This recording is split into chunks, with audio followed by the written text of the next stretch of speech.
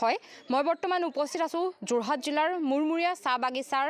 9 নং ৱাৰ্ডত আৰু আজি আমি ND24 দৰ্শকসকলক দেখুৱাম চৰকাৰৰ উন্নয়নমূলক আঁচনিয়ে ঢুকি নোপোৱা এটা পৰিয়াল মালতী তাঁতী আৰু ৰাজু তাঁতীৰ পৰিয়াল মোৰ সতীৰ্থই দেখুৱাইছে এইটো আসলতে বাসগৃহ বুলি ক'লেও ভুল হ'ব এখন চালিৰ তলতেই ৰাজু তাঁতী আৰু মালতী তাঁতীৰ পৰিয়ালে বছৰ বছৰ ধৰি বাস কৰি আছে আৰু মই ভিতৰলৈ সোমাই যাম কিছু ভিতৰৰ পৰিৱেশ দেখুৱাবলৈ চেষ্টা কৰিম এনেদৰে আসলতে বছৰ বছৰ ধৰি এইখন চালিৰ তলতেই তিনিটি কণমানি সন্তানক লৈ মালতী তাঁতী আৰু ৰাজু তাঁতীয়ে বাস কৰিছে আৰু ইতিমধ্যে পৰিয়ালটোৱে অৱগত কৰা অনুসৰি মালতী তাঁতীৰ স্বামী ৰাজু তাঁতী সুস্থ বৰ্তমান সময়ত নহয় দিন হাজিৰা কৰি পৰিয়াল পোহপাল দিয়ে যেতিয়াই কাম পায় তেতিয়াই পৰিয়ালটো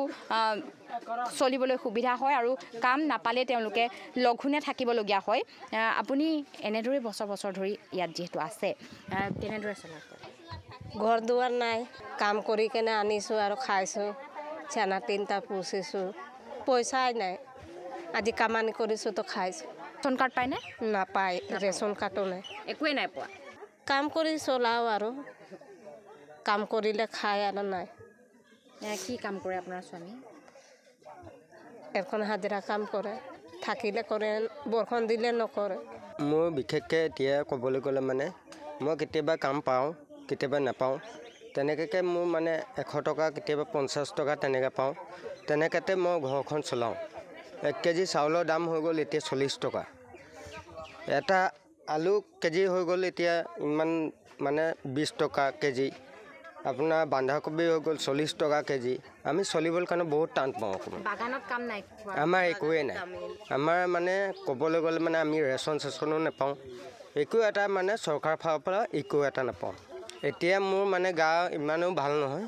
মই এতিয়া নাই বুলোতে 3 মাহমান কামেই যোৱা নাই তেনেকৈ তাকো মানে যৌতুক পৰা মানে চলি আছোঁ বৰ্তমান দীৰ্ঘদিন ধৰি মালতী তাঁতী এইটো বাসগৃহতে বাস কৰে তেওঁলোকৰ বাগানত কাম নাই দিন হাজিৰাত ক'ৰবাত কাম পালে কাম কৰিলে খাই নহ'লে ভোকতে হ'ব লাগিব এইটো ঘৰ চক আজিৰ তাৰিখত হিমন্ত চৰকাৰে কৈ আছে যে চৰকাৰী ঘৰ সবেই পাব বুলি কিন্তু পাইছে নোপোৱা নহয় এইটো নহয় যে নোপোৱা নহয় সবেই পাইছে কিন্তু এনেকুৱা পৰিয়ালক দুখীয়া পৰিয়ালক চকু দিয়াটো দৰকাৰ যিসকল পঞ্চায়ত প্ৰতিনিধি আছে তেওঁলোক চকু দিয়া দৰকাৰ তেওঁলোক মানে এইটো লাইনত নাহে ক'ব পাৰি খুব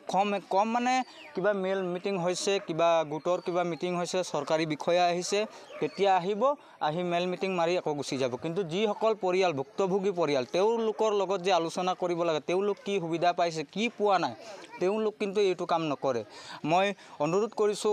অনুৰোধ জনাইছোঁ আমাৰ সাংসদ তপন কুমাৰ গগৈ আমাৰ বিধায়ক হিতেন্দ্ৰ নাথ গোস্বামী লগতে অসমৰ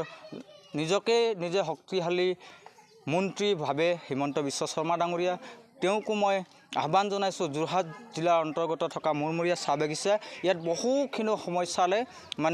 সমস্যা আছে এই সমস্যাবিলাক কিন্তু পঞ্চায়ত প্ৰতিনিধিয়ে বা জিলা প্ৰশাসনে একো গুৰুত্ব নিদিয়ে আপোনালোকক অনুৰোধ কৰিছোঁ যে এই দুৰ্ভগীয়া পৰিয়ালটোক অতি শীঘ্ৰে সহায় কৰে আৰু এইখিনি পকী ঘৰ দিয়ে আমাৰ ফালৰ পৰা আমি অনুৰোধ জনাইছোঁ